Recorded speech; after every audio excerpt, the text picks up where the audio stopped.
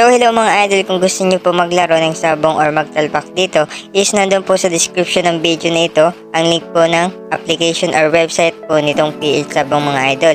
And para nga po makapag-register kayo dito sa PH Sabong is dito mga idol is lalagay niyo po yung inyong GCash account number, your name, password, then i-confirm password lang po niyo mga idol, then click po niyo yung register. And pag may account na nga po kayo dito is log in na nga po kayo. At dito mga idol is lalagay nyo nga lang po ang inyong pong GCash account number na nilagay or phone number, then password, then click login mga idol. So dito mga idol, hindi lang sabong ang pwede nyo pong laruin dito at marami pa pong iba. Meron po silang high-low, Hula Azul, Coin Master, Lucky Card Game, Pizza Game, Web of Fortune mga idol. So madaming kayong pwedeng pagpilian dito mga idol kung malas kayo dito sa isang laro. Then dito po sa sabong, tuturuan ko po kayo kung paano po mag-cash in or mag-cash in po dito kay PH Sabong mga idol. Pindutin po natin tong sabong. Dito mga idol ay piso talpak po ito mga idol. And pwede po kayo dito magpalago ng piso nyo na i-cash in at pwede po kayong manalo dito mga idol. Paano nga po mag-cash in mga idol?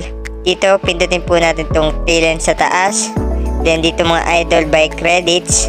At dito mga idol, simple lang mga idol, ito yung number na pagsasendan yung payment. At dito mga idol is mababa nilang pwedeng cash in is 10 pesos and pinamataas is 10,000.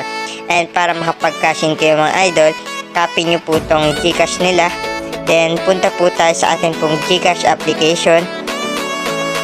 Mga idol, send money, then express send. Paste lang po natin dito mga idol yung GCash number. Then, ang minimum po nila is 10 pesos and ang pinamataas po is 10,000. So, bahala na po kayo mga idol. Mamili kung magkano ang inyo pong isesend. So, try po natin 200. Then, next lang po natin. Then, send 200 pesos mga idol. Ang gagawin nyo mga idol after nito is screenshot nyo siya mga idol. So, then, ito mga idol, kakailanganin nyo din tong text ng GCash mga idol mamaya.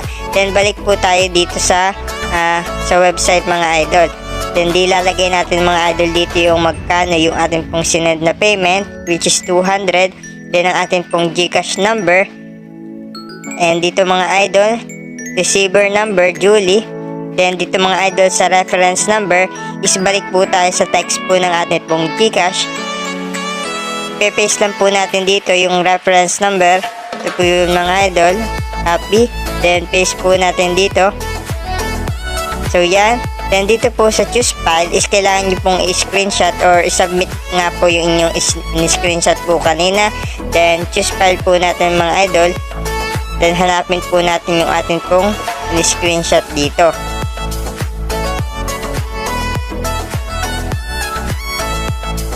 So yan nga po mga idol, after nyo po dyan and submit GCash.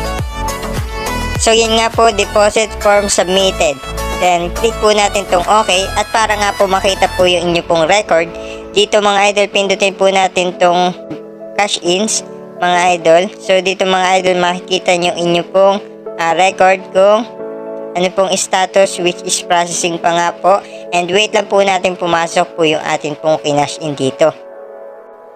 So yun nga po mga idol, dumating na nga po ang ating pong kinash in dito na 200 pesos. Dito mga idol, kung gusto niyo po maglaro is pwede po kayo dito tumaya na minimum po ng 1 peso mga idol. So dito mga idol, kapag nagka-problem kayo dito sa pag-cash in is pindutin po natin tong customer service. Dito po is i-chat nyo po yung customer service po nila mga idol. So ganun lang po kasimple.